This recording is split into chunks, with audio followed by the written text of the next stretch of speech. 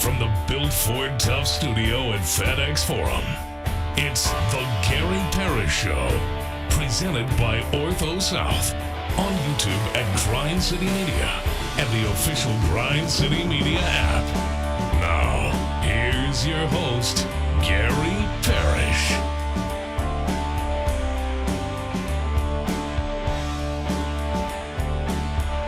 All right, I'm here. My name is Gary Parrish. I'm speaking to you from the Midtown Manhattan. I'm in New York City. Bennett Doyle back in Memphis producing the program. Glad he's with me. Glad you're with me.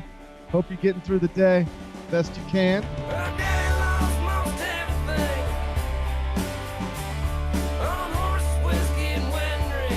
And I hope you're ready to start a 5-game homestand, because that's what we're doing tonight inside FedEx Forum. Kevin Durant, Devin Booker, Bradley Beal. Very expensive trio that loses more than it wins. They're in town tonight. It's Suns Grizzlies in downtown Memphis. I'll get you ready for it momentarily. First, though, quickly, let me set today's schedule for you. When we finish this open, we're going to take a break, come back, do 5 more things you need to know, at which point we're going to discuss 5 previously undiscussed stories. Among them, Penny Hardaway's Tigers moved up to number 18 in the AP poll yesterday. Still a 6 seed in Jerry Palm's latest bracket, a 7 seed in Joe Lunardi's latest bracket. I'll explain the discrepancy to you. Talk about an interesting comment from Penny Hardaway's radio show last night. We'll do all that in about 20 minutes. Houston secured a share of the second straight Big 12 title last night with a win at Texas Tech. That league used to belong to Bill Self. Now it looks like it belongs to Kelvin Sampson, same way the American Athletic Conference used to belong to Kelvin Sampson. I'll give you some interesting numbers. We'll do that in just a bit. What would you do? And this is a question for everybody out there. What would you do? Because I spent a lot of time on an airplane. I never had to deal with this situation. But what would you do if you were, say, flying from one continent to another and the passenger next to you just died? Just died. Would you be comfortable sitting next to a corpse for the next 4 hours? I ask because this just happened to a man flying from Melbourne, Australia to Venice, Italy. He had to sit next to a corpse for 4 hours. Crazy story. I'll tell you more about it. We'll do it a little later on in the show. Green Bay Packers have submitted a proposal to eliminate the tush-push from the NFL. Could be the end of an era. I'll ask Bennett for his thoughts on that. We'll do it in just a bit. And our old pal Marcus Smart, he got the walk-off interview last night after the Wizards defeated the Nets. We'll play it for you. It was kind of sweet and sad. Mostly sad. Felt bad for the guy. We'll play it for you during a segment we call 5 More Things You Need to Know. Then we'll eventually do GP's carry-out. We'll call it a day. So that's the rundown. We got a lot to get to. But I did want to start with your Memphis Grizzlies, because game 58 of a scheduled 82 is going to be played tonight in downtown Memphis. Suns Grizzlies inside FedEx Forum. 7 o'clock tip. Grizz are listed as 7.5-point favorites with a pretty clean status report. Remember when those status reports used to freak us out and scare us and depress us? They don't really do that anymore. All of the stars are expected to play tonight on both sides. Tickets available, Grizzlies.com. Big Bet Bennett, are you excited to see the Suns because it's Kevin Durant and Devin Booker, or who cares about the Suns? They're 27-30. They stink. Well, I, like you, GP, appreciate greatness, and I know that they are not the epitome of greatness this season, but I think we could all agree that Kevin Durant has been a great player in this league over his career. And I do, like, that's one of the cool things about this gig that I have. Like, I do take the time, like, with some of these, guys that we consider legends of the game. I like to go down and, like, watch them warm up and stuff, after I set up all my equipment. Because, I mean, you never know when, it's going to be over and they're going to retire. And so, yeah, I enjoy it. Like, I know the Suns aren't good, but I always think it's cool when KD comes to town. Kevin Durant is an all-time great. Yeah. I know his career hasn't probably unfolded the way he anticipated it. Like every single thing, or at least most things since he left Golden State, have not gone well. It was a disaster in Brooklyn, because of injuries, because of COVID, because of Kyrie, because of a lot of different things. And then it obviously hasn't gone well in Phoenix. It is not going well in Phoenix. But he's an all-time great. And I saw somebody debating exactly where he falls in those conversations recently. And I guess the debate was whether he belongs in the top 10 of an all-time greats list or not. And I don't know. I think you got to sit down and put pen to paper before you can figure that out. And, 3 of those spots are automatically taken at the top by Michael Jordan, LeBron James, and Kareem Abdul-Jabbar. So now if you're in the top 10, you got to be one of the next best 7, because those 3 dudes are in everybody's top 10 and they're in most people's top 3. So I don't know where Kevin lands exactly, but I just thought it was interesting that, and I believe it was Nick Wright, if we're just talking about it as honestly as we can, who's incredibly smart on the NBA. I'm not arguing with him. But I believe, if I remember correctly, he had Steph Curry safely in the top 10 and Kevin Durant outside of the top 10, which I don't disagree with Steph being in the top 10. I think you could make an argument Steph's an all-time great point guard, maybe top 2 point guard of all time. Maybe if you want to get really creative, best point guard of all time, given how much he changed the game. I will never argue against Steph Curry falling in the top 10. But I do wonder how you balance these things. Bennett, I'll just ask you. It's not like we never saw Kevin Durant and Steph Curry play together. They were actually on the same team at the peak of their powers, at the height of their primes, and they won 2 championships. Probably would have won 3 if not for injuries. But they won 2 championships, and KD was the finals MVP on both of those teams. In other words, Kevin Durant and Steph Curry, both in their primes, winning championships. And the voters at least thought Kevin Durant was the most important, most valuable player on both of those championship teams. How do you have Kevin Durant outside of the top 10 of an all-time greats list, Steph Curry inside of the top 10 of an all-time greats list, and when they both played together for multiple years in the primes of their careers, people watched them and thought KD was the best player on the team? Yeah, I mean, I think, like, as far as especially, like, this era, I mean, he's probably the greatest bucket getter I've seen. It's like him and Kobe, right? Like you need a bucket. It's those guys that come to mind of just like this kind of era of basketball. So yeah, I would have him in the top 10 just because. I don't know. I'm not interested in debating the list right now. Yeah, I got you. Not you. even prepared to do it, if I'm being honest. But it's just, we saw these guys play together, and it was widely accepted Kevin Durant at that moment was the best player on that team. I would have him closer in the all-time greats list than I guess other people might. Either way, undeniably, whether he's 8th of all time or 14th of all time or 17th of all time, one of the greatest basketball players who has ever lived will be inside FedEx Forum tonight, and somebody who, not unlike Steph Curry, just in a different way, really did change the sport. If you ever wonder why you can turn on a college basketball game right now and watch somebody 6'11" float around on the perimeter, if you want to know why Ace Bailey exists, if you want to know why taller than normal guys are now comfortable shooting 3-pointers and playing on the perimeter, it's because of Kevin Durant, or at least it's largely because of Kevin Durant. There was a time where every youth coach in America took the tall kid and just said, well, you're the center. Go get next to the basket. Go learn to post up. That's how you play basketball. But Kevin Durant showed that, no, there's you can play a lot of different ways, a lot of different sizes. And just because I'm 6'11", 7 foot, 7'1", whatever he is, because I don't think he's ever been measured or at least publicly disclosed his measurements properly. But whatever he is, he's shown that just because you're tall doesn't mean you have to be close to the basket all the time. And an entire generation grew up realizing just because you're tall, you don't have to play close to the basket necessarily. And that's how you have an entire world filled with tall people who can now comfortably dribble, shot create, and shot make from the perimeter. Kevin Durant is if not largely responsible for that, he's a significant part of that. Either way, his team stinks. The Suns are the classic not good team with at least 2 all-time greats, depending on how you want to talk about Bradley Beal. But Kevin Durant is an all-time great, and Devin Booker is going to go down in history as an all-time great, and yet the team just stinks. They're coming off of a 127-109 loss at Toronto on Sunday that dropped them to 27-30. That equates to 11th in the Western Conference standings. So if the season ended today, Phoenix wouldn't even be in the play-in tournament. It's been a disaster. You change owners, can't win. Get Kevin Durant, can't win. Go get Bradley Beal, things get worse. So now Phoenix has Kevin Durant, Bradley Beal, and Devin Booker combining to make trivia time. How much do you think those three guys are making this season? Oh, God. I don't even how much are those three guys combined making right now? Yeah. I mean, it's got to be north of $500 million, right? Well, no, not that much. I mean, they're under big contracts over, but this year, KD's making 51.2, Bradley Beal's making 50.2, Devin Booker's making 40, this year. I got you. Yeah.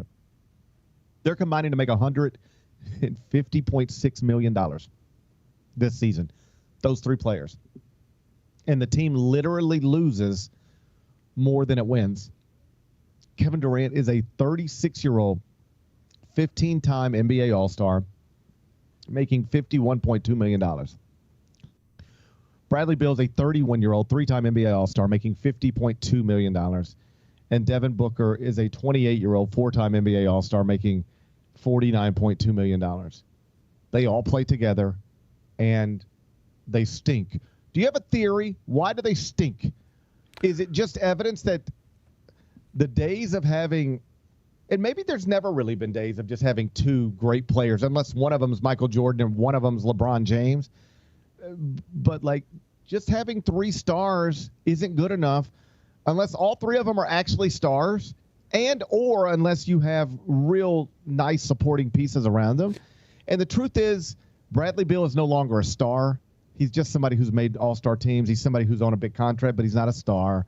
And the supporting pieces aren't good enough. Tyus Jones hasn't been good enough.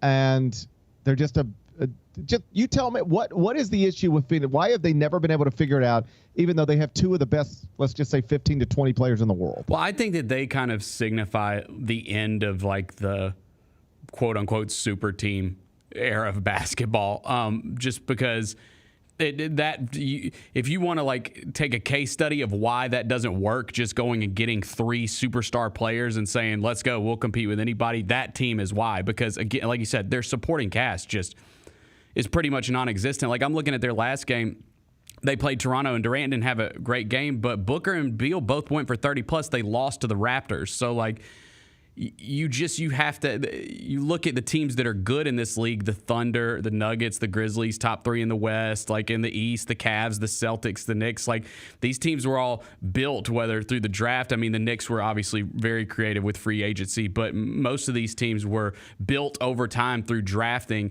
And they're the top teams in the league now. So yeah, I think it's just when you look at like where the kind of super team era ended, I think you'll point to the Phoenix Suns of this year. Or you might even point back to KD's previous team. You might point back to Brooklyn. Yeah, maybe so. There hasn't been a great example of somebody trying to fast track it and it's succeeding lately. You look at most of the best teams and they're not built the way Phoenix tried to build this. They're not built the way Brooklyn tried to build it around KD and Kyrie once upon a time. Just look at the Grizzlies. It is mostly built internally. It's becoming increasingly clear because of aprons and taxes that you've got to build from within, or at least that's the best way to do it. And just trying to go out and mortgage your future for superstars, high-priced superstars in their primes, you end up compounding mistakes. Like they tried to go get Kevin Durant and do it around that, and then when they realized that wasn't working, what did they do? Well, we've already got KD, so we got to keep going. Might as well continue to push further all in. What's the best big thing we can go get to try to make this right? Bradley Beal. All right, let's do that. You just make things worse. You try something, it doesn't work. You decline to get up from the blackjack table. Keep gambling. You end up making it worse. That's what the Bradley Beal deal was. The Bradley Beal deal was you can't get up from the blackjack table. You're just going to keep playing. Yeah, you just made it. You went to the ATM again. You made it worse again. Just out of curiosity, I asked AI.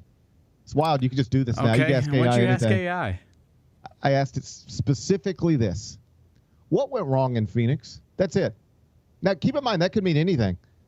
I could be talking about Phoenix's city council, the Diamondbacks, the school system, anything. That's literally what I asked it. What went wrong in Phoenix? And here's what it spit out. Okay. When discussing what went wrong in Phoenix, you're most likely referring to the Phoenix Suns basketball team. So think about this for a second. If I were to, let's do this. If I were to ask AI what went wrong in Memphis, let's see what it says. Oh, I bet it's not going to be a sports team, buddy. In January 2023, Tyree Nichols. That's where we start. Yeah, I was going to say it is not going to be sports. Okay.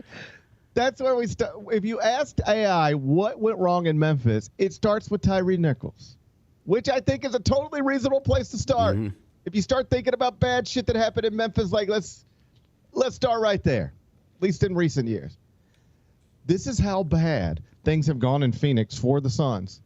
When you ask AI what went wrong in Phoenix, it automatically assumes you're talking about the Suns because nothing has gone worse than the Suns in Phoenix. And it's not because they don't have their own stuff. It's just the stuff has gone really bad with Phoenix. That actually makes sense now because isn't Phoenix supposed to be like an amazing place to live? Doesn't everybody like vacation there and stuff? Bradley Beal is on a terrible team, and they couldn't wait to get him out of there. And he's like, no, I know y'all hate me, and I know we suck, but, you know, my kids are having a good time living here. Right. So I'm cool. Right. That's how awesome it is to live in Phoenix. Yeah. Everybody in Phoenix hates Bradley Beal. They want to move him, and he has the power to not be moved. He's like, I'd just rather stay here and lose.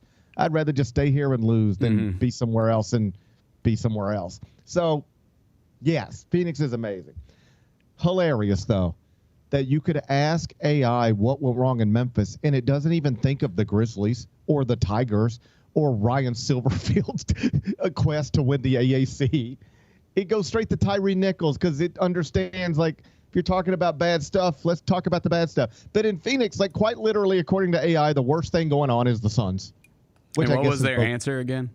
Here's what it said. When discussing, because this is all I asked. I didn't say the Suns. I didn't say basketball. I didn't say NBA. What went wrong in Phoenix? It immediately went to the Suns. It was like, GP, we know that must be what you're talking about. You must be talking about the Suns.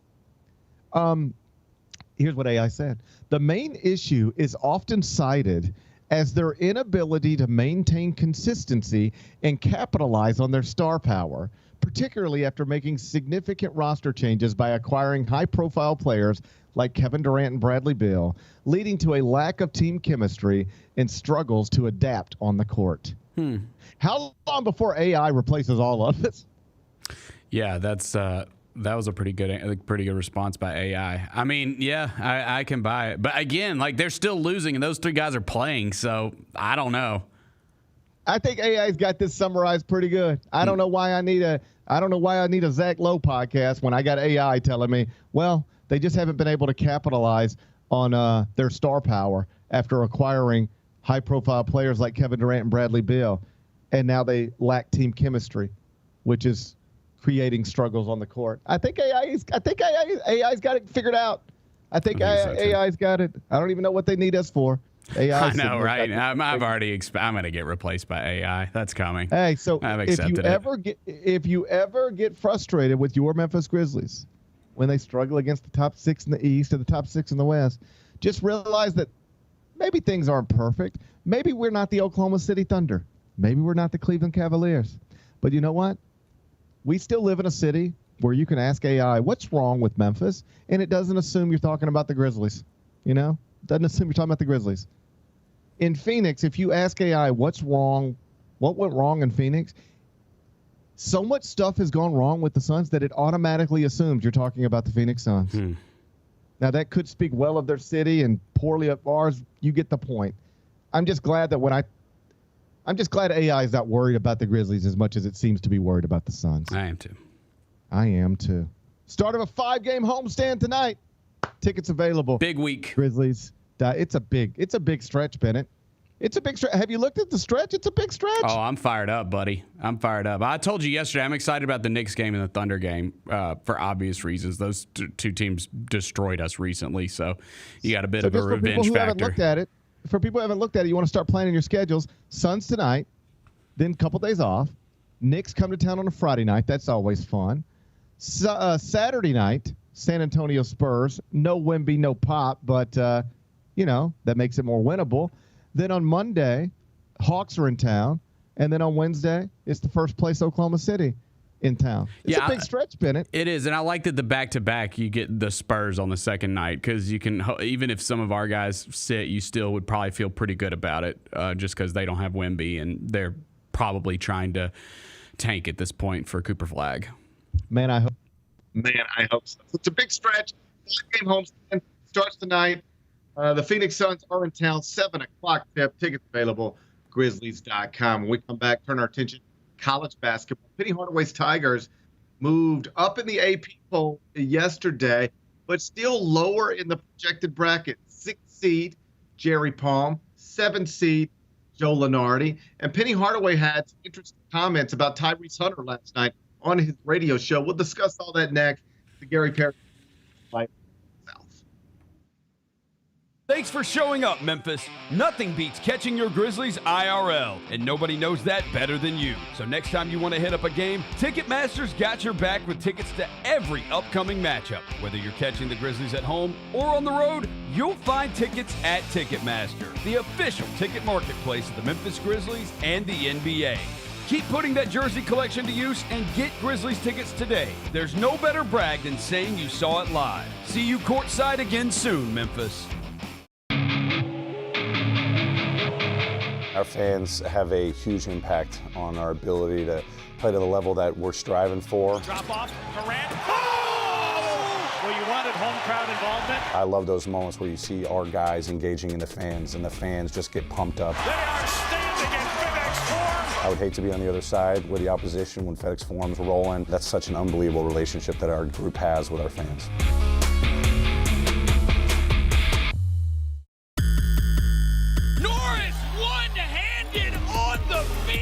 If you go to a hustle game, you're going to see a very fast-paced game. A lot of action, both offensively, defensively. Nice rejection right there. In a great environment at the Landers Center. You could bring family there, kids are running around. Down the lane and one for Zion Poland. And then you're going to see a lot of talented basketball players competing at a high level.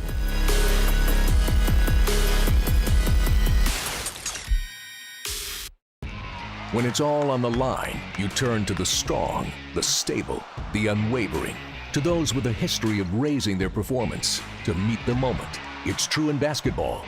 It's true in banking. Grizzlies Checking from Pinnacle. Play hard. Bank easy. Open a Grizzlies checking account with at least $100 and a recurring direct deposit by August 31st, and you could receive a $200 direct deposit bonus into your account. Details at grizzliesbanking.com. Member FDIC. Sonic Radio. Welcome back to Sonic RNDIO. That spells radio with me, the CIO. This just in, the new Sonic $1.99 menu lets you build a crave-worthy meal for just $1.99 an item. Whether that's a creamy shake, crispy tots, or a quarter-pound double cheeseburger. This just out. Ostriches. They're mean, not very cute, and in my opinion, way too big for a bird. Don't miss the Sonic Fun 99 menu. 5 items, always $1.99. Live free, eat Sonic. Tax not included. See menu for details.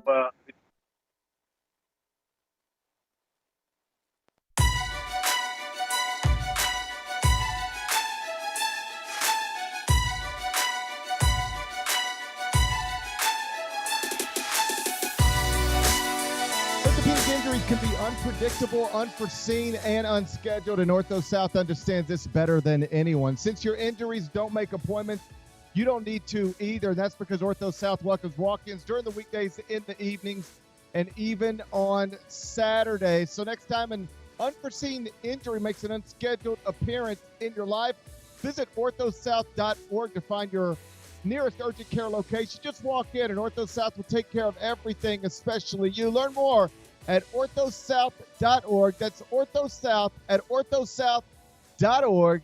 Now I got 5 more things you need to know. Number 1.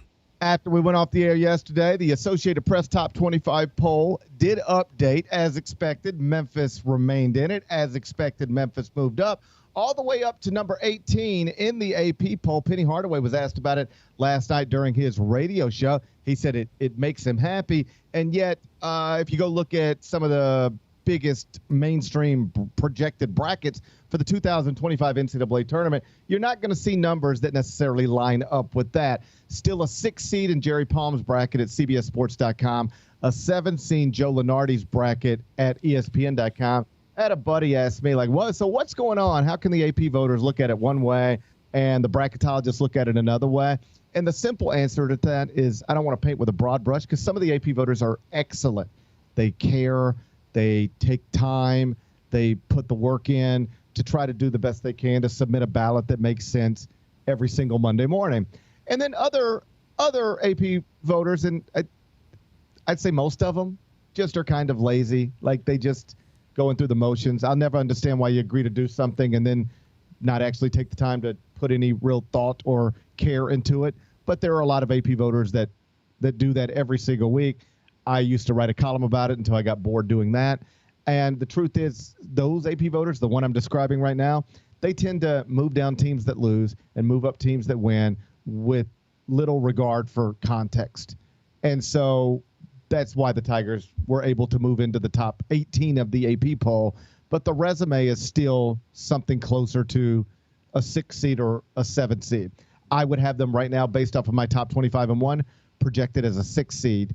I would be more in line with Jerry Palm than I am the AP voters, but I would have them higher than Joe Lunardi has them right now. As for where this thing can go, I just don't think they're going to be able to get back to being a top 4 seed in the NCAA tournament, which is where Jerry Palm had them projected a few weeks ago.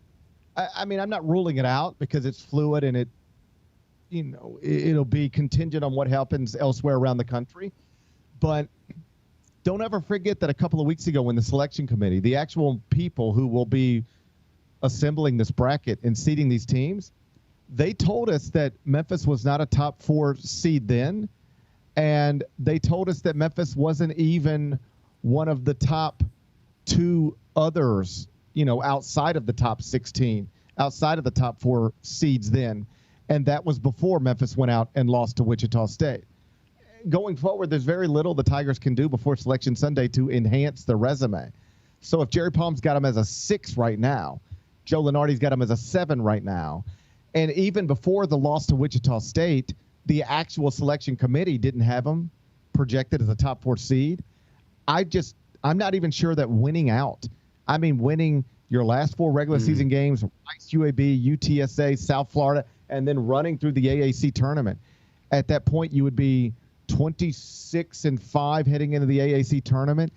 Win that, you could be 29-5 on Selection Sunday on what would at that point be an 8-game winning streak. And I still don't know if that's enough to crack the top 4 as it pertains to top 4 seeds in the NCAA tournament, just because even with an 8-game winning streak following the loss to Wichita State, you add almost nothing that enhances your resume. I know you and I have talked about a possible game against North Texas on a neutral, but even that ain't going to pop the way SEC teams getting big wins and Big 12 teams getting big wins and Big 10 teams getting big wins is going to pop. So I think this is probably, on Selection Sunday, if I was guessing right now, they're going to be something like this. 6 seed, maybe a 5 if they really roll through this. More likely a 6, could drop to a 7.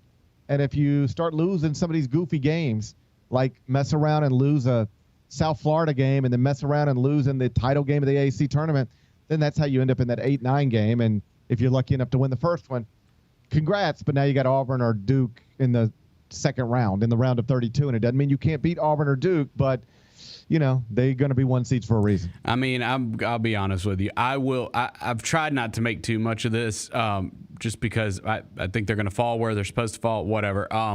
I will say, man, if they're outright regular season AAC champions and win the AAC tournament and aren't a 5 or a 6, I'll be extremely annoyed. I think a 5, honestly. Like, I just, and again, it'll tell me, it just will reassure everything that we've been saying forever now about this league, if that's the case. But yeah, man, I think if they win both of those, I think they should be a 5th seed, especially with what they did in non-conference. I don't know, man. I do believe that if they go on to win the AAC regular season title, and by doing that, let's say don't lose again. Yeah. And they might be able to lose again and still win it, but let's say they're outright AAC champs. It's tight. We talked about it's tighter than people think. Yeah. It's tighter than people probably realize because Memphis has been the only AAC team ranked all season. Yeah. Memphis has been significantly ahead of the rest of the AAC. in most of the computers, including the predictive metrics. Even right now, Memphis is 46th at KenPom, and that's still 16 spots better than North Texas and a lot of spots better than everybody besides North Texas.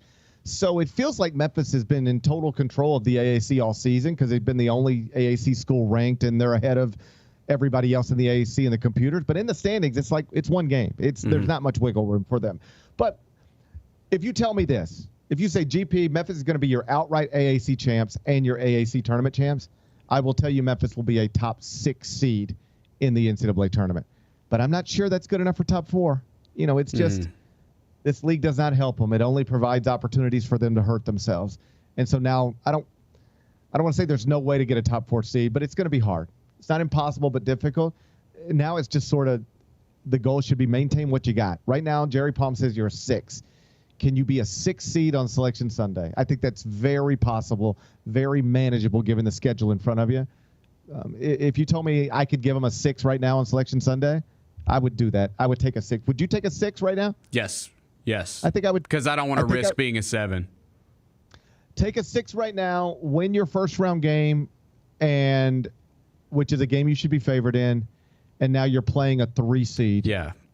In the round of 32 to try to go to the Sweet 16 for the first time as a head coach if you're Penny Hardaway. I'd take that right now. 6 seed, if you give it to me right now, I would take it. There's room for growth, but here's my larger point. There's more room for them to go the wrong way than the right way, given the schedule in front of them. It's much more understandable for them to slide down than slide up, given that every game they play is something that could hurt them, not really help them. One last thing on this. Penny was talking last night about Tyrese Hunter's comments following the Wichita State game where he was just like, it's one game. Like, let's relax. Everything doesn't have to turn into, and here they go. And obviously then they bounce back from that and perform well against Florida Atlantic, even while not shooting well. Mm-hmm. And Penny was asked about that, and he said something that I've heard a lot of coaches say over the years, which is you can drag a team to greatness as a coach, like pull them and, build them up, tear them down, build them back up, push them, pull them, all that stuff. But it's so much easier and better when the players do it, when you don't have to when you don't have to coach emotion, when you don't have to coach chemistry. Player-led teams are usually the great ones. This is what Penny said last night, and he believes he has one right now. And that is something I've heard a million other coaches say throughout the years. The story that pops into my head, Billy Donovan, you ever get Billy with a couple of beers in his hand and start talking to him about those back-to-back championship teams at Florida, he'll tell you that the biggest key was those guys first off, the biggest key was he had a bunch of NBA players. That's the biggest key. That helps. All right. But beyond that, those guys really liked each other and they held each other accountable.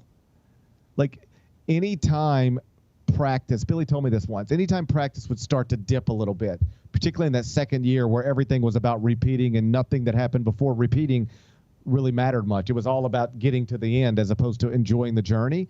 Sometimes the energy in those practices would dip a little bit. And Billy said, I knew all I had to do was get on Joakim Noah. And if I got on Noah, Noah could get on everybody else. Mm-hmm. If I got on Noah, he raised everybody's energy, and then I was out of it. I had to be involved for 10 seconds. If I got him going, he could get everybody else going. I'd never had to get everybody else going. He would keep everybody going.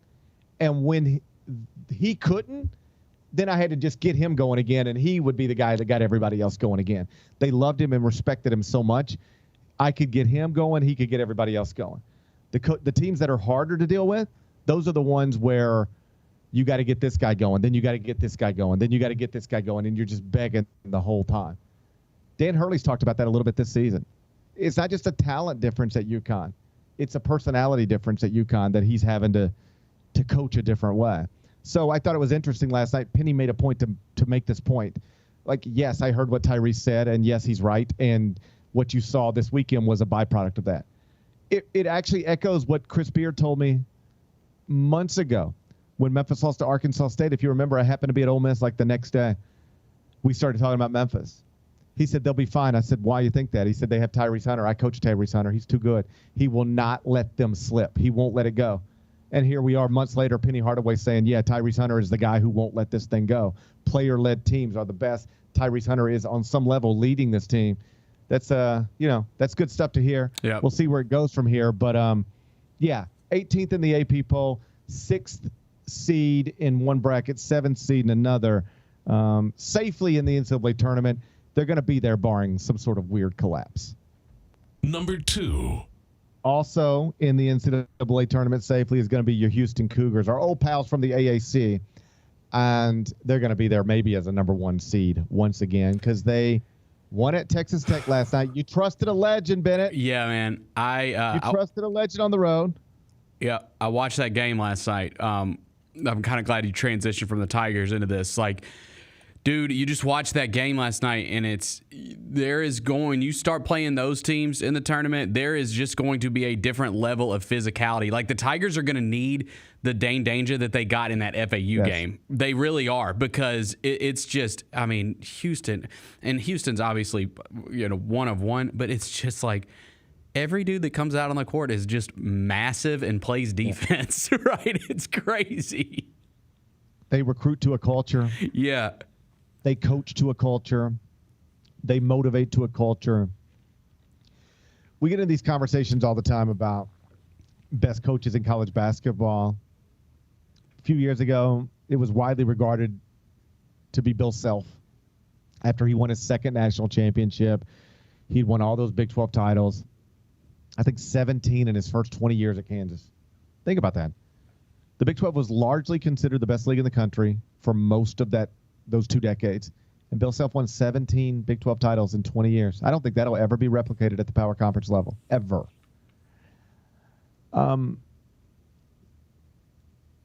And you look at this Houston program, where it was and what it's doing now, and it is absolutely incredible. So much so that you can reasonably call Kelvin Sampson the best coach in college basketball. And I know Dan Hurley's coming off back-to-back national titles, and some people would put that label on him. Dan would put that label on himself. He did so in the middle of a game earlier this season. It was called on mics. But if you want to make an argument for Kelvin Sampson, it is not hard to make. I went and looked this up last night just because I'm sitting here in a hotel room and prepping for the top 25 and 1 and this show and another show. And as you know, I was the Memphis beat writer for 4 full seasons. Basically the 2002-2003 season through the 2005-2006 season. Rodney Carney's 4-year career. That was my 4 full-time years on the beat. My first game was Memphis over Syracuse at Madison Square Garden. Jeremy Hunt out balling Carmelo Anthony in Midtown Manhattan. First full-time game on the beat. What a time. My last one was Memphis losing to UCLA in the Elite Eight out in Oakland, where they couldn't make a shot. That was my 4 years on the beat. All 4 years, Memphis was in Conference USA. This is where Houston finished in Conference USA in those 4 years I was on the beat. 11th in 2003, 13th in 2004, tied for 6th in 2005, 4th in 2006. That was Houston in Conference USA. Before Kelvin Sampson got that job in April 2014, Houston had made 1 NCAA tournament appearance in the previous 21 years and had not won a single conference championship, not even a Conference USA championship, since 1992. Kelvin takes over. It's a building process because this is pre-NIL and pre-transfer waivers. But he eventually gets Houston to where it wins a AAC conference championship in 2019, in 2020, in 2022, in 2023. And it would have also been 2021, except for that was the season we played during the COVID pandemic. And it was one cancellation after another, schools constantly trying to make up games. If you remember, there was a controversy with the conference office because they didn't want to make up too many games because they didn't want to put Wichita State at a disadvantage. But ultimately, Wichita State ended up playing, I think, 13 conference games and had technically a better winning percentage in those games against a weaker schedule than Houston. So Wichita State was called the conference champions, but Houston was the best team in the league. Yep. And would have won the conference championship with balanced schedules. So what I'm telling you is that after this program where Hakeem Olajuwon played. Clyde Drexler played. Faisal Majama went to multiple Final Fours in the 80s. This program went decades of nothing. Made one NCAA tournament in a 21-year span. Hadn't won a conference championship since 1992. Then Kelvin takes it over, and in 5 straight years, had the best team in the AAC. And people would go, okay, yeah, sure. You can win that league, and yeah, you're great at KenPom. But what? Yeah, put them in a real league, see what happens. Okay, let's see what happens. Put them in the Big 12, which had in the 2 previous seasons rated as the best league in the country, not even really close. Year 1, last season, Houston wins the league outright by multiple games. Year 2, this season, they're now 16-1 in the Big 12. They've already secured at least a share of the Big 12 title, and they're going to win it outright and probably by multiple games. What? I used to go to this place, Hofheinz Pavilion. It seated 7,000. It was dark and empty. You couldn't believe. It was dead when they were in CUSA. Dead. It was one of the worst games on the schedule. Dark and empty, and you couldn't even imagine once upon a time Hall of Famers created one of the best basketball programs in the sport, and they played here on this campus in this building. What? And just like you're seeing at St. John's, what does it take to get it fixed? Investments, but hire an all-time great. At St. John's, they did it with Rick Pitino. At Houston, they've done it with Kelvin Sampson. And again, this league was run by Bill Self, run by Kansas for 2 decades. And now it's Kelvin Sampson's league. I don't know about forever and always, but there's a track record now. They can lose McDonald's All-Americans. They can lose first-round picks. They can lose first-team All-Americans. You don't know what the Houston roster is going to look like next season, but you can reasonably assume the team's going to be great because Kelvin is great, an all-time great. He belongs in the Naismith Memorial Hall of Fame. I know some people got caught up in the NCAA sanctions that essentially cost him his job at Indiana and cost him a place in college basketball for years. But looking back on it, the guy was using his phone too much. Think about that. That's what got Kelvin Sampson fired at Indiana. He was texting and calling people more than what was allowed at the time. With the benefit of hindsight, it's the equivalent of giving somebody 20 years for walking down the street with a joint in their pocket. Yeah. Like it's nonsense. And so I don't think that's going to be a factor anymore. One day we will watch Kelvin Sampson be inducted into the Naismith Memorial Hall of Fame, and I don't think there's any doubt he'll deserve it. Number 3. What would you do, Bennett, if this happened to you? Because this happened to somebody just like you. There's a flight from Melbourne, Australia to Venice, Italy. That's probably a pretty decent length. Woo, yeah, it's a long flight, right? Yeah. I think Melbourne, Australia to anywhere is long, yeah.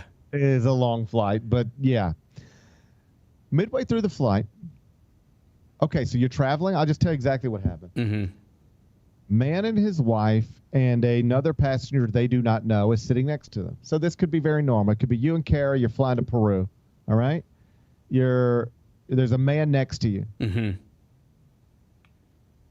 Medical emergency. Let's just call it a heart attack. Okay. It's over. He's dead. Oh, boy. We're over the ocean. This ain't like all right, we got to divert to Detroit and get this on the ground. We're 4 hours from everywhere. All right? What do you think they do? Okay, what do I think they do? I think that the first thing they do is put a blanket over someone, right? You don't just leave them exposed, the dead body exposed. So I think that's the first step, is to put the blanket. Do you know, by the way? Are you about to tell me? Yeah, I know what they did. What do you think they did? Okay, I think they put a blanket over them first. And then I'm going to say that, I mean, these are big planes, these international flights. I'm going to assume that they moved the body to like a cargo area and stored it until they safely landed. Okay. I don't know if cargo area would be insensitive, but that makes more sense to me than what they actually do. Because let me tell you what they actually do, or at least what this flight actually did. Okay. Didn't move the body at all. It just stayed in the chair? Yes, buckled in with a blanket over the body. And the man, like if this man was sitting in 27B and this dead fella was in 27C. The man's wife, there was an empty seat a few rows back, and the woman a few rows back said, "Ma'am, if you want to come sit back here with me, you can." She said, "Of course." She moved away from the dead body.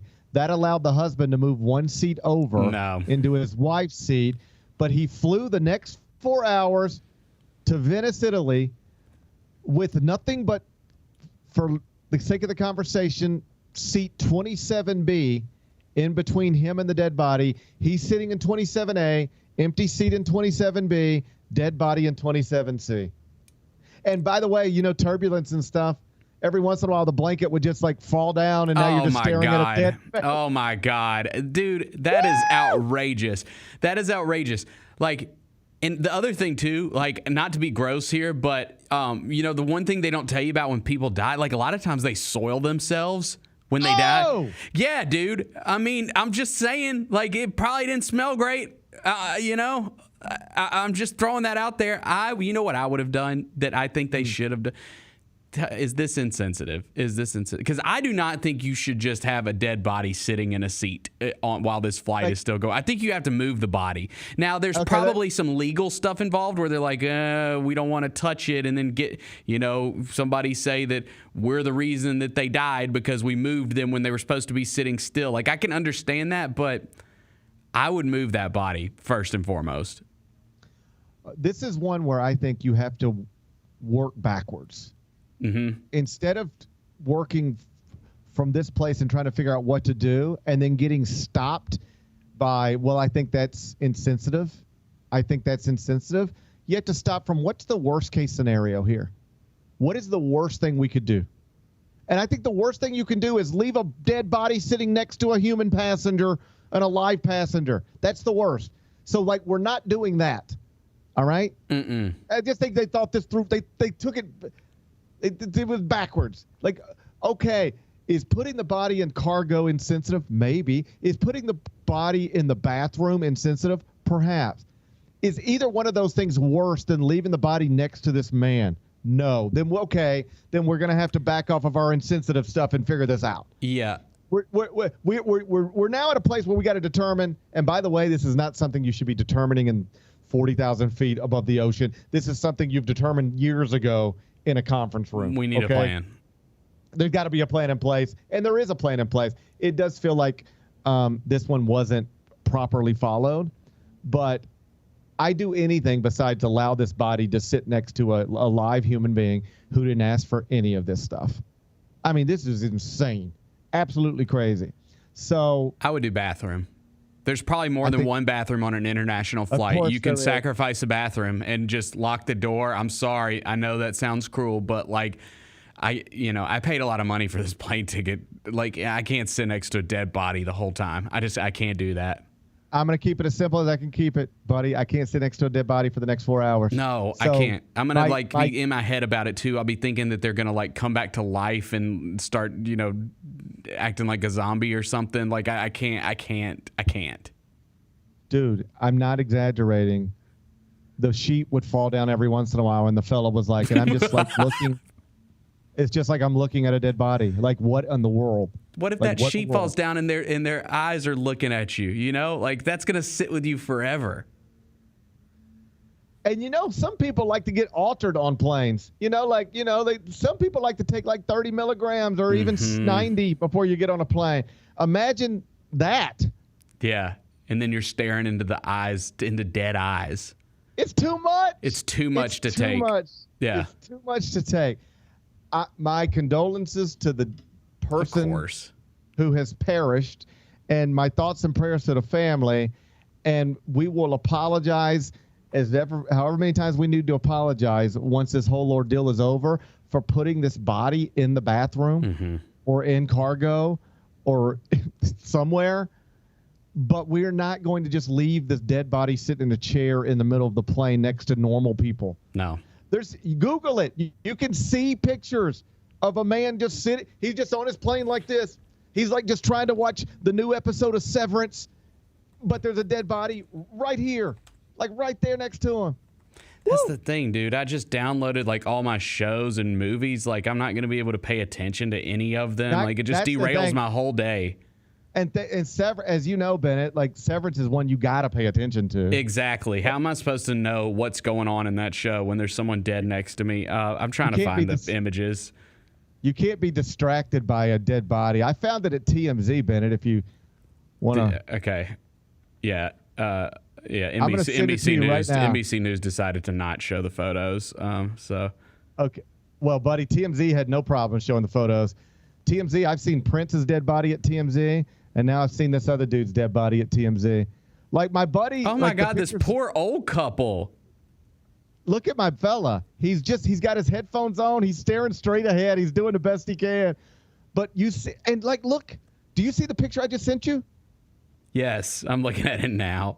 They're doing cart service. That woman's just handing out orange juices and cookies right behind them. Bro, sick. The like exposed coffee is just right next to a dead body. I want a cup of coffee. It's in the same vicinity. Like it's like right next to it. Oh, that's man. unsanitary. Come on, dude. The cart is just like right there. There's the drinks. Like you have to like reach over the dead body to hand it to you. Like, come on, man. This is wrong. That is exactly what's going on right now. If that woman wants to ask that man if he would like a Coke Zero, the only way that they will be able to exchange a Coke Zero is by both of them reaching over a corpse. That should not happen. That cannot happen. It's just wrong, man. I mean, I've sat beside some ridiculous people on planes before, right? But they've all been alive. They've all. You can work through the issues. I can work through the issues. I can work through just about anything as long as they're alive. This is a. Do we know? Do we know if this couple was compensated in any ways? Well, if they weren't in real time, they're going to be, because now they've started giving interviews. Like, you know, the reason I found out about this because they started giving interviews. They were in Australia. Like, they started talking. Well, because on one hand, it's like, if you're the airline company, well, what do you want us to do? We didn't kill him. Like, he just died. Like, what are we supposed to do? We can't take any responsibility for this. On the other hand, I had to sit next to a dead body my entire flight. I need some kind of reimbursement here. Here's the thing. If the airline were to say to me, what do you want me to do? My answer would be almost anything other than what you did. All right. Almost anything other than what you did is what I would have preferred you do. Now, I according to the International Air Transport Association, the IATA, a deceased person should be placed. This is protocol. Should be placed in a seat with few other passengers nearby and covered with a body bag or blanket. So I bet you what the airline is going to say is that we followed protocols to the best of our ability. This was a pretty full flight. It would have been awesome if we had 3 empty rows in the back and we could have taken the body, put it in the back, or taken everybody around the body, moved them to the back and left the body where it was. But we didn't have that kind of space. And protocols say put the body in a seat in a body bag as far away from as many people as you can. And that's what we did, even if it was still close to this one person. We did the best way. I would say at that point there needs to be additional protocol that says get the body in I know this sounds insensitive, but get the body in a bath in one of the lavatories. This bathroom's closed because there's a dead body in there. Yeah. That's better than everybody staring at the dead body, I think. I think it is too, man. It's a tough predicament. Tough predicament. Better us. Hey, you know what I always say, Bennett? Better them than us. Yeah, I think that's. I don't actually always say that, but I do say that here. A little insensitive. Yeah. Number 4. The Green Bay Packers want to get rid of the tush push. Did you read about I saw this? those tattletales. I was hoping we would expose the tattletales. So the initial story was just like somebody wants to get rid of the tush push. Then it was like, who is it? I knew. I thought it was going to be the Titans. I really did for some reason. It's the Green Bay Packers. They said you got to get rid of this tush push. It's not a real football play. Plus, it's dangerous. How do you feel about the tush push as a football play? Again, like I've said this before to you, and I've seen a lot of people with this sentiment. Like, listen, if it was so easy to pull off, every team in the league would be doing it because it's very successful when the Eagles do it. Like if it was just an easy play to pull off, every team in the NFL would be doing it. They don't for a reason. The Eagles have just figured out a way to master this thing, and they should. I mean, they should be commended for it. Like they're good at it. It's a play that they do that they're really great at. It's why they won a Super Bowl. It's one of the reasons why they won a Super Bowl. I don't know. I would not ban it. No, I'm with you, and I don't need to know any more than this. The way the Packers and other people who are against it seem to think about it or talk about it is as if it's like a cheat code, right? Like it's a video game cheat code. It's like, well, if it's a cheat code, like I remember when I was a kid at Tecmo Bowl. Well, buddy, we're really dating ourselves now. Original Nintendo Tecmo Bowl, and if I remember correctly, there seemed to be this one play with the 49ers where you could throw it to the tight end, and it was just impossible to stop. Yeah, mine was. I don't even know. Yeah, go ahead. I don't even know if it's true. It's just I have a memory of there was some play that just felt like it was impossible to stop. Mm-hmm. Well, if there is a play that everybody can run, everybody can pick, everybody can execute, and it is impossible to stop, then I think maybe that is worth looking at. But that is not what this is. This is a play that one, maybe two franchises have mastered, and everybody else hasn't. And so why are we removing it from the playbook just because two people have mastered it and the rest of you can't? Here's the numbers. This is all I need to know. The Eagles and Bills combined to run 163 tush pushes and converted 87% of them. All right? The rest of the league is 71%. So what that tells you is quite clearly this is a effective play for everybody, but dramatically more effective for the Eagles and the Bills. Yep. That means there are levels to it. That means there is a difference between being great at it and being good at it. And if there's a difference between great at it and good at it, and you can stop it either way, I don't understand. Take the Bills and the Eagles out of it, and the tush push is getting stopped 30% of the time.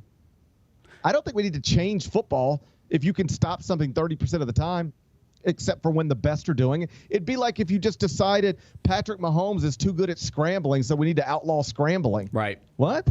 No, I mean, why are those two specific teams so good at it? Because they have strong athletic quarterbacks, two of the strongest, most athletic quarterbacks in the league. It's drawing up a play for your star quarterback. That's what it is. Right. Like, yeah, I'm not interested. If everybody in the league were executing the tush push at 94%, I'd say, well, then everybody's just doing it. There's clearly a cheat code level stuff involved here. Let's look at it. But this is something the Eagles are great at, the Bills are great at, and everybody else is just pretty good at. It doesn't make sense to me to take away advantages they've created simply because it's an advantage they've created. Get better at it or learn how to stop it. Yeah, learn how to stop it. Learn how to stop it or learn how to be great at it. But let's not, I know it's not a conventional football play, but it is something that has been identified as effective under the current rules of football. And it's not like everybody's great at it. Just like two franchises are way better at it than everybody else. So if you're one of the other franchises, get better at it or learn how to stop it. But stop whining, you little whiners. Number 5. Marcus Smart got the walk-off interview last night for the Washington Wizards. And I bet I never thought he'd be doing a walk-off interview for the Washington Wizards. But as they say, life comes at you fast. He helped Washington get a win that probably doesn't help them much because they're not going to the postseason, and it just messes up their draft pick odds. But either way, he got to talk on the court into a microphone like he used to with the Celtics and sometimes with the Grizzlies. If we got it queued up, let's hear what Marcus Smart had to say. Down the stretch in that fourth quarter, some huge defensive plays and energy. What was it on that end of the floor that you wanted to just bring it tonight? I just wanted to continue to show everybody I still do this shit. Excuse my French. I think a couple people forgot, and that was it, Got a good young team here. We play our ass off, and I just want to come in and contribute. With JP down the stretch offensively. Marcus Smart just trying to remind the people he still does this. That makes me sad seeing him like that. Oh, dude. Not what you don't have empathy in your heart. Maybe that's the biggest difference between me and you, Bennett. Maybe it's that I have empathy in my heart. Oh, no. I mean, it makes me sad that he's not saying that for us. That's what I meant.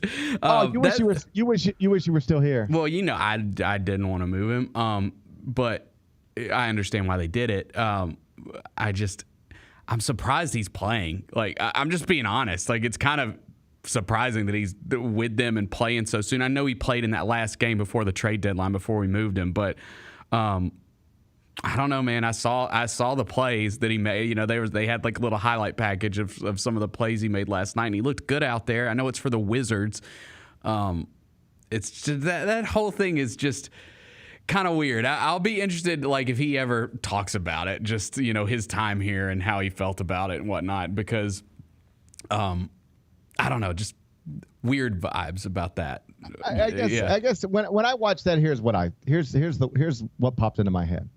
Here's a guy who was in many ways the face of the Boston Celtics franchise. I know not the best player. Jason Tatum, Jaylen Brown were the bigger stars, but like he was the heart of that on some level. Yeah. A real important piece of that franchise for a long time. And then you assume you're going to win a championship there someday. You think you're going to be a part of that. You're very close. You're on your way. Then they trade you, and that breaks your heart. Yep. I mean, that's like getting divorced out of nowhere. You didn't see it coming. You didn't imagine it. It's like just opening your door one day and somebody's serving you with papers. Whoa. I didn't even know we were having marital problems. What? That happens to people.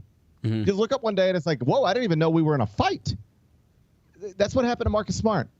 He was in a marriage he appreciated and wanted forever, and they served him papers out of the blue. All right?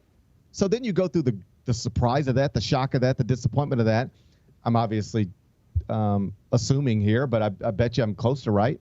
And then you go through that stage of whatever, and then it's like, okay, I'll show them. Oh, you want to divorce me? Well, I'll show you life, and you're going to regret this someday. Oh, you'll regret this someday. All right?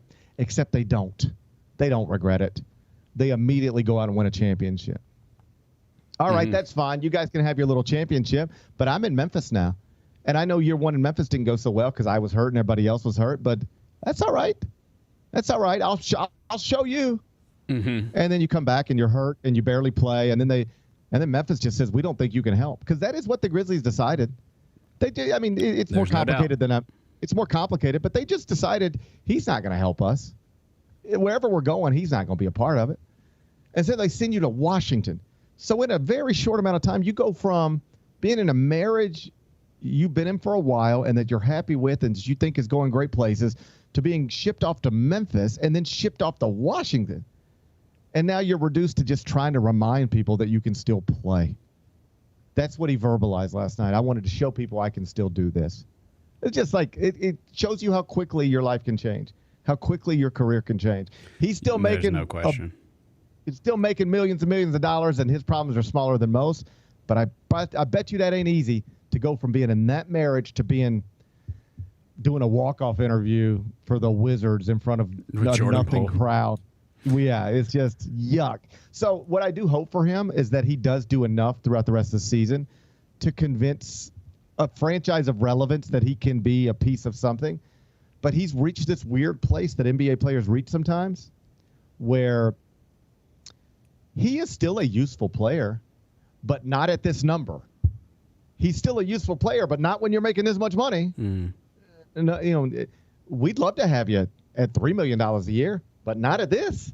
And so he's in this weird place where can Marcus Smart make you better if you're the 6th seed in the East? Yeah, maybe, probably.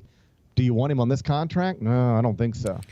Yeah. That's where we're at. I really wish it would have worked out here. I really do. I still think that when they made that move, that it was the right move. It just didn't work out for whatever reason. I really wish it would have. I think it was a questionable move at the time that was easy to understand. And then just like any roll of the dice, sometimes, the dice don't land the way you want them to. Mm-hmm. Nobody rolls the dice perfectly every time. No general manager makes perfect trades every time. Things don't always unfold the way you expect them to unfold. That is the Marcus Smart story. So I was happy for him that he got that moment last night, but it is kind of sad that he's even in a position to have that moment. Yeah. have that moment last night. Be back with GP's carryout. Thanks for showing up, Memphis. Nothing compares to catching your Grizzlies IRL. And that all starts with buying tickets at Ticketmaster, the official ticket marketplace of the Memphis Grizzlies and the NBA. Ticketmaster gets you to the game so you can catch every highlight. Put that jersey collection to use for the next game and get Grizzlies tickets at Ticketmaster. Whether they're here at FedEx Forum or on the road, Ticketmaster's got your back when it comes to scoring tickets. And there's no better brag than saying you saw it live. Let's face it, there's a lot of trash talk in basketball, but the great teams let their performance do the talking. Like Ford F-150 with Pro Power on board, a class-exclusive industry-first feature that turns your truck into a mobile generator and leaves the competition speechless. Ford F-150, official truck of the Grizzlies. Greatness starts here at your Mid-South Ford dealer. Class is full-size pickups under 8,500 pounds, GVWR. Our fans have a huge impact on our ability to play to the level that we're striving for. Drop off, Durant. Oh! Well, you wanted home crowd involvement. I love those moments where you see our guys engaging in the fans, and the fans just get pumped up. They are standing in FedEx Forum. I would hate to be on the other side with the opposition when FedEx Forum's rolling. That's such an unbelievable relationship that our group has with our fans. At the National Civil Rights Museum, history moves us forward.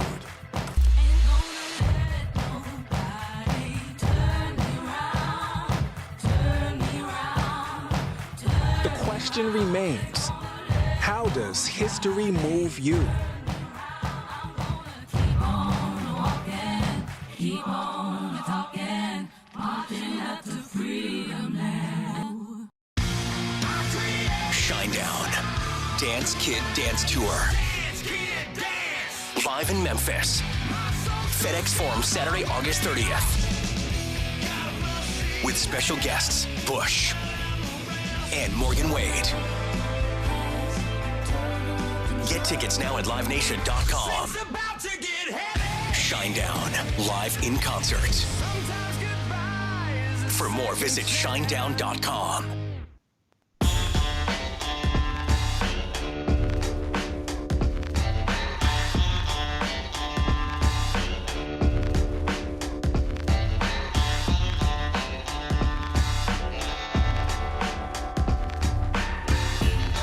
Welcome back, Gary Parrish Show, presented by Ortho South. I'm in New York City. Bennett Doyle back in beautiful Memphis, Tennessee, producing the program.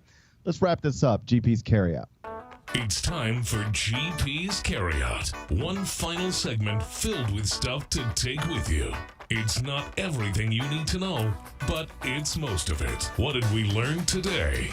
Whole bunch of stuff, but we mostly focused on your Memphis Grizzlies heading into tonight's game with the Phoenix Suns. 7 o'clock tip inside FedEx Forum. Start of a 5-game homestand. It's a big stretch, Bennett. Yeah, it is. Got the Suns coming in town with Kevin Durant. Got the Knicks coming in town with Jalen Brunson. Got Oklahoma City coming in town with the MVP favorite, at least according to some, Shai Foul Gilgeous merchant. Alexander. Oh, I saw you trying to get me to. Yeah, why didn't you include that? Because I already had 4 things that I wanted to focus on, and then I was picking between Marcus Smart or your Shai Gilgeous Alexander slander. I thought Chris Finch made a lot of good points last night in his press conference. I decided I would rather show empathy toward Marcus Smart than crap on Shai Gilgeous Alexander, because I know what it looks like when the 2 seed is looking up at the 1 seed and constantly talking. It looks like you're a little jelly. It looks like you're a little jelly. Are you jelly? I just thought that the coach of the Minnesota Timberwolves made some good points last night when he said, when you play that team, they guard you pretty hard, but you're not allowed to guard him. That's pretty much the Cliff Notes version of what he said last night in his press conference. They guard you really hard, but you're not allowed to guard him. The Timberwolves beat the Thunder in Oklahoma City 131-128 in overtime, and afterwards he said, he was talking about the Thunder, about what makes them so difficult. And like when people ask you what makes the Thunder so difficult, you could say a million different things. Yeah, like, of course, right. They're elite offensively. Well, I mean, my God, they're just so good defensively. I mean, Jesus Lord, they were great defensively, and then they added Chet Holmgren back to the rotation. Mm-hmm. So, I mean, there's 100 things you could say. You know what he said? Well, the thing is, they just foul you all the time, and then you're not allowed to touch Shea. Mm-hmm. So, like, hey, Minnesota won that game, by the way. That's the funny thing about it. Yeah, Minnesota won the game. So, I don't know whether it's true or not, but I do understand that sentiment exists. But I decided I had to make an executive decision. Do I want to show empathy towards Marcus Smart, or do I want to be jelly towards Shai Gilgeous-Alexander? And I said I'd rather show empathy towards Marcus Smart than be jelly of Oklahoma City and Shai Gilgeous-Alexander. But we see where your heart's at. Well, now that you put it like that, I'm glad you did show some empathy in 5 More Things, considering we talked about like how they need to like throw a dead body in a bathroom for most of that segment. So yeah, well, I think that's fine. You thought I was going to replace that story with something about Shai Gilgeous-Alexander? That was never happening, right? No chance, buddy. There was a dead body on a plane for 4 hours. Woo! Man, I cannot. There is no way I would have sat there and taken that. Oh, no. I'm sitting in the floor, brother. Like that man, I showed you the picture. That man is just like, that man just put his he just put his headphones on and was like, yeah, I'm just trying to watch Severance. No. This man was, whatever this man was watching, he was watching it with a dead body sitting, I'm not exaggerating, right here. Yeah. Dead body right there for 4 hours, Bennett.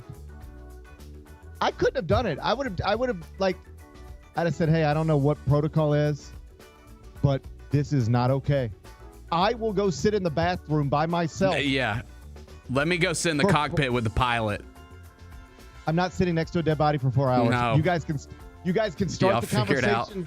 Y'all start the conversation there. Just know I am not sitting next to a dead body for the next 4 hours. No.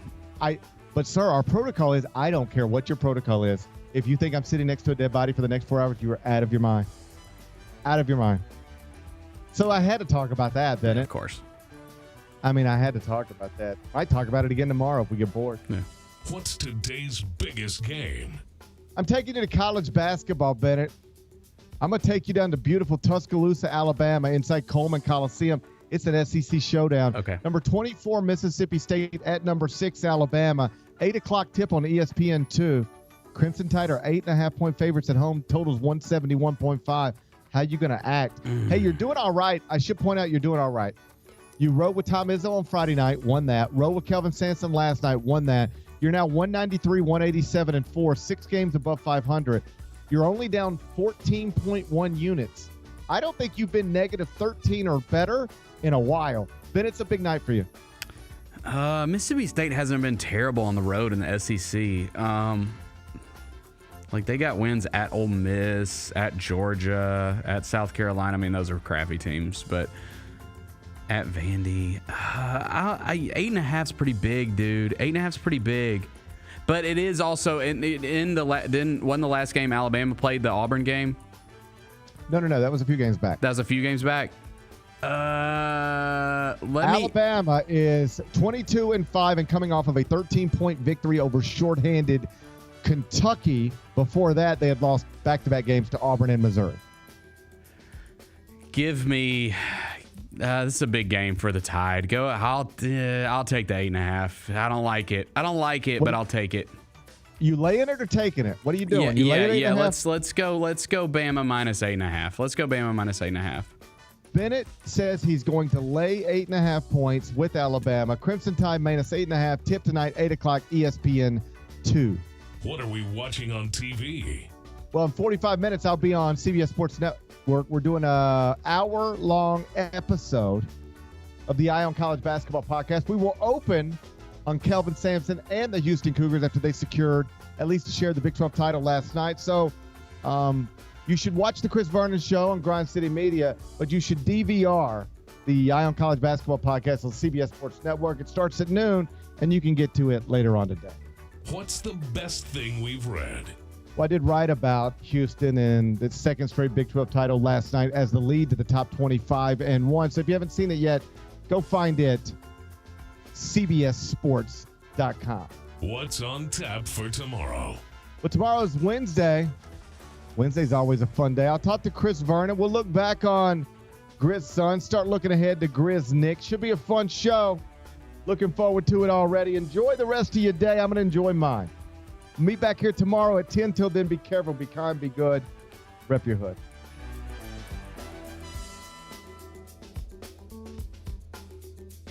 Grizzlies fans, dunks, dimes, and no-looks are great on TV, but nothing compares to catching them IRL. And that starts with buying tickets at Ticketmaster, the official ticket marketplace of the Memphis Grizzlies and the NBA. Ticketmaster gets you to the game so you can catch every highlight in person. From seeing your favorite Grizzlies stars up close to hearing the squeak of the sneakers on the hardwood. Put that jersey collection to use and get tickets at Ticketmaster. There's no better brag than saying you saw it live. See you courtside, Memphis. Can't wait. It's time to get it popping. It's going to be crazy. The fans are going to be loud. We need just energy. Behind, back to Jared for the flash. We're going to need, the Forum rocking. We're going to need, everybody in Memphis to be out there to come to support. When the fans are good, we're good. Simple as that. A Bane 3. Yes, sir. Desmond Bane with ice water in his veins. We'll ride the energy together.